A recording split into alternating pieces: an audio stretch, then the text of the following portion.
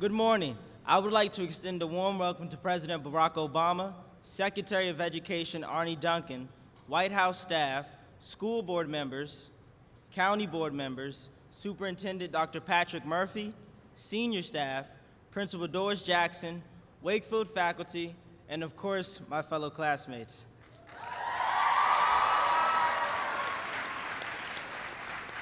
I am honored to have been chosen to speak before my classmates, as well as the students across America today. Over the past 3 years, I've taken advantage of every academic, extracurricular, and community opportunity that has been presented to me. As I reflect, a scholar expressed disappointment within my writing and challenged me to do better. Being reassigned to another class wasn't an option. After that experience, I was determined to excel. Therefore, I managed to succeed within the advanced placement class by maintaining focus along with using a setback as constructive energy. As I stand before my peers today, I want you to know that excellent educational opportunities may be handed to us, but as students, we must take responsibility for our future. We may be taught, but we must take ownership of our learning. As senior class president, I encourage all of our freshmen to take advantage of the opportunities that Wakefield High School has to offer.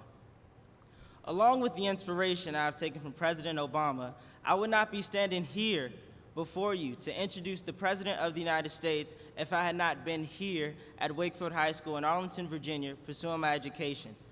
Just as we are fortunate to have President Obama come here to Wakefield today to speak to us, we are also fortunate that after he leaves, we will continue to have the opportunities and support that Wakefield gives to all of us.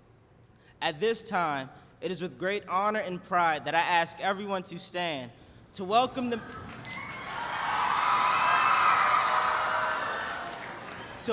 man that proved, yes, we can. Ladies and gentlemen, please join me in welcoming the President of the United States of America, Barack Obama.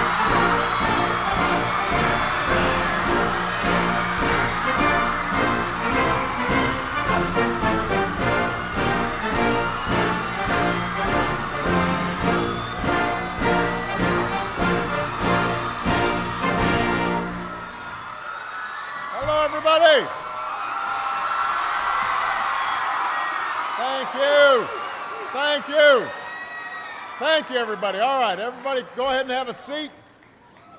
How's everybody doing today? How about Tim Spicer?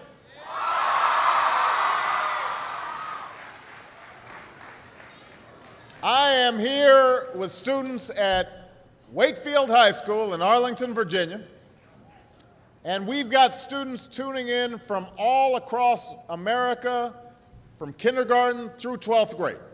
And I am just so glad that all could join us today, and I want to thank Wakefield for being such an outstanding host. Give yourselves a big round of applause.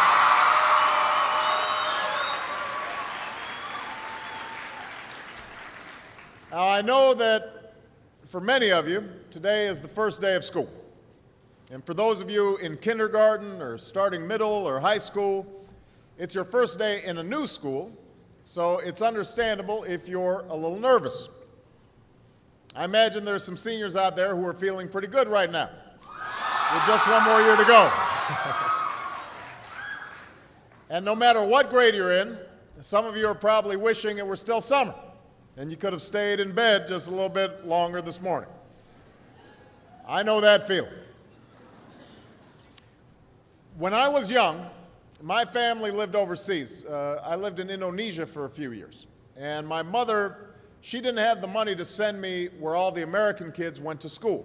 But she thought it was important for me to keep up with an American education. So she decided to teach me extra lessons herself, Monday through Friday. But because she had to go to work, the only time she could do it was at 4:30 in the morning. Now, as you might imagine, I wasn't too happy about getting up that early. And a lot of times I'd fall asleep right there at the kitchen table. But whenever I'd complain, my mother would just give me one of those looks and she'd say, "This is no picnic for me either, Buster." So I know that some of you are still adjusting to being back at school, but I'm here today because I have something important to discuss with you. I'm here because I want to talk with you about your education and what's expected of all of you in this new school year. I've given a lot of speeches about education, and I've talked about responsibility a lot. I've talked about teachers' responsibility for inspiring students and pushing you to learn. I've talked about your parents' responsibility for making sure you stay on track and you get your homework done and don't spend every waking hour in front of the TV or with the Xbox.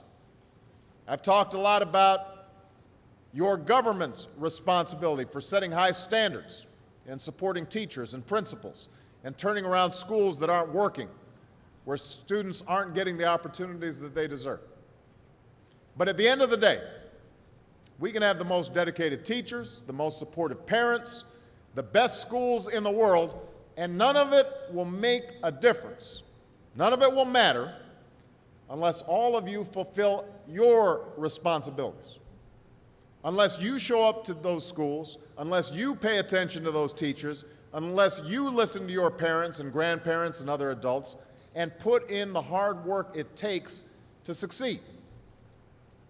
And that's what I want to focus on today, the responsibility each of you has for your education. I want to start with the responsibility you have to yourself. Every single one of you has something that you're good at.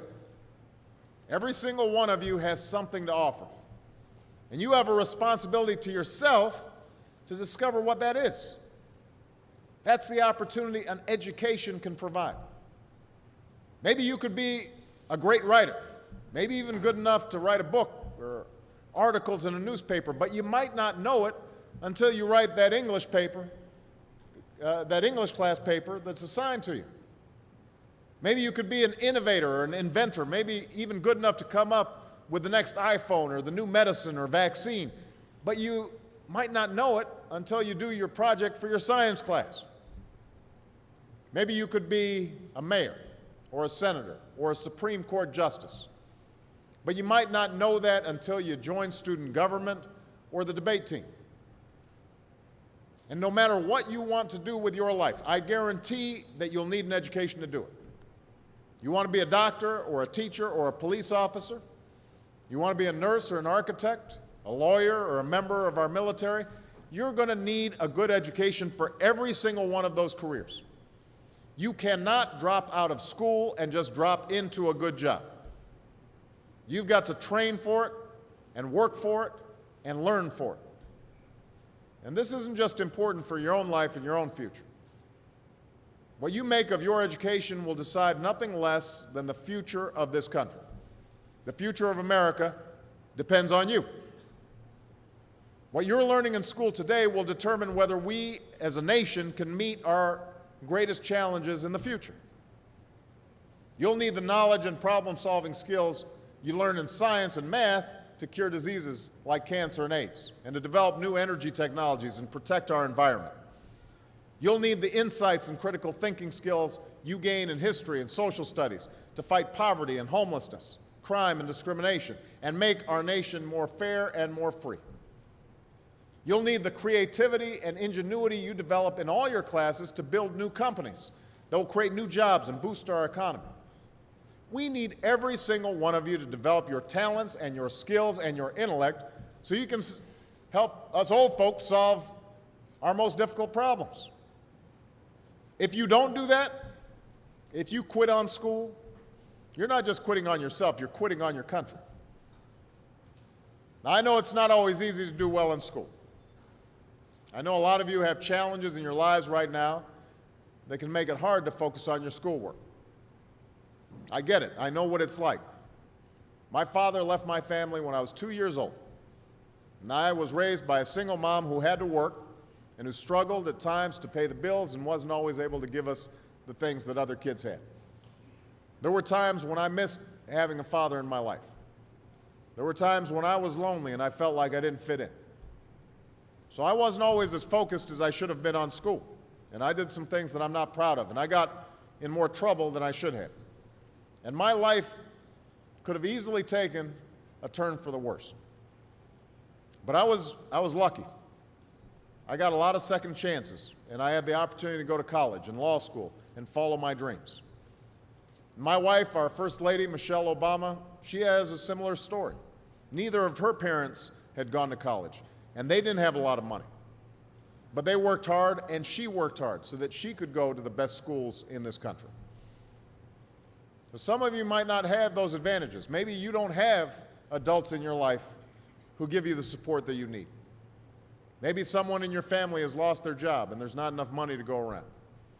Maybe you live in a neighborhood where you don't feel safe or have friends who are pressuring you to do things you know aren't right. But at the end of the day, the circumstances of your life, what you look like, where you come from, how much money you have, what you've got going on at home, none of that is an excuse for neglecting your homework or having a bad attitude in school. That's no excuse for talking back to your teacher or cutting class or dropping out of school. There is no excuse for not trying. Where you are right now doesn't have to determine where you'll end up. No one's written your destiny for you, because here in America, you write your own destiny. You make your own future. That's what young people like you are doing every day all across America. Young people like Jasmine Perez from Roma, Texas. Jasmine didn't speak English when she first started school. Neither of her parents had gone to college, but she worked hard, earned good grades, and got a scholarship to Brown University, as now in graduate school studying public health, on her way to becoming Dr. Jasmine Perez. I'm thinking about Andoni Schultz from Los Altos, California, who's fought brain cancer since he was 3. He's had to endure all sorts of treatments and surgeries, one of which affected his memory, so it took him much longer, hundreds of extra hours, to do his schoolwork. But he never fell behind. He's headed to college this fall. And then there's Chantel Steve from my hometown of Chicago, Illinois. Even when bouncing from foster home to foster home in the toughest neighborhoods in the city, she managed to get a job at a local health care center, start a program to keep young people out of gangs, and she's on track to graduate high school with honors and go on to college. And Jasmine, Andoni, and Chantel aren't any different from any of you. They face challenges in their lives just like you do. In some cases, they've got it a lot worse off than many of you. But they refuse to give up. They chose to take responsibility for their lives, for their education, and set goals for themselves. And I expect all of you to do the same. And that's why today I'm calling on each of you to set your own goals for your education and do everything you can to meet them. Your goal can be something as simple as doing all your homework, paying attention in class, or spending some time each day reading a book. Maybe you'll decide to get involved in an extracurricular activity or volunteer in your community. Maybe you'll decide to stand up for kids who are being teased or bullied because of who they are or how they look. Because you believe, like I do, that all young people deserve a safe environment to study and learn. Maybe you'll decide to take better care of yourself so you can be more ready to learn. And along those lines, by the way, I hope all of you are washing your hands a lot and that you stay home from school when you don't feel well so we can keep people from getting the flu this fall and winter. But whatever you resolve to do, I want you to commit to it. I want you to really work at it. I know that sometimes you get that sense from TV that you can be rich and successful without any hard work, that your ticket to success is through rapping or basketball or being a reality TV star. Chances are you're not going to be any of those things. The truth is, being successful is hard. You won't love every subject that you study. You won't click with every teacher that you have. Not every homework assignment will seem completely relevant to your life right at this minute. And you won't necessarily succeed at everything the first time you try. That's okay. Some of the most successful people in the world are the ones who've had the most failures. J.K. Rowling, who wrote Harry Potter, her first Harry Potter book was rejected 12 times before it was finally published. Michael Jordan was cut from his high school basketball team. He lost hundreds of games and missed thousands of shots during his career. But he once said, "I have failed over and over and over again in my life, and that's why I succeed." These people succeeded because they understood that you can't let your failures define you. You have to let your failures teach you. You have to let them show you what to do differently the next time. So if you get into trouble, that doesn't mean you're a troublemaker. It means you need to try harder to act right. If you get a bad grade, that doesn't mean you're stupid. It just means you need to spend more time studying. No one's born being good at all things. You become good at things through hard work. You're not a varsity athlete the first time you play a new sport. You don't hit every note the first time you sing a song. You've got to practice. The same principle applies to your schoolwork. You might have to do a math problem a few times before you get it right. You might have to read something a few times before you understand it. You definitely have to do a few drafts of a paper before it's good enough to hand in. Don't be afraid to ask questions. Don't be afraid to ask for help when you need it. I do that every day.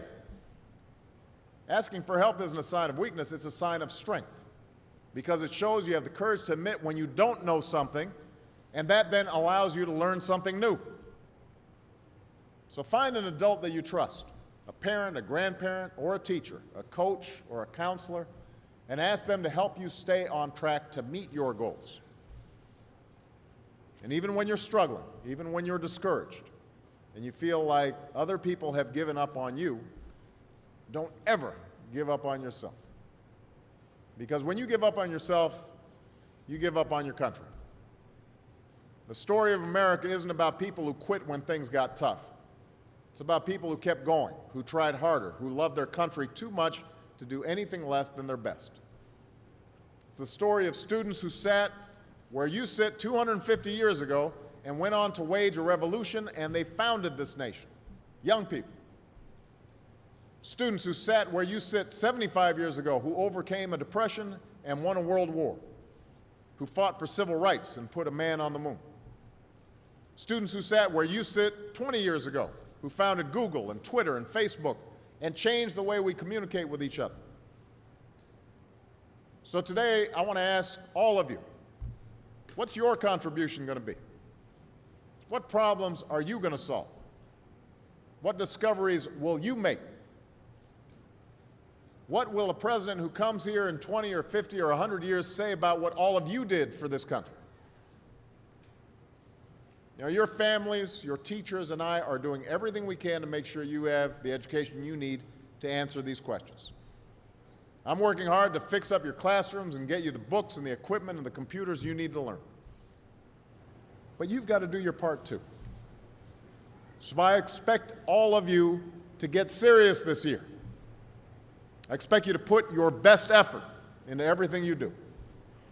I expect great things from each of you. So don't let us down.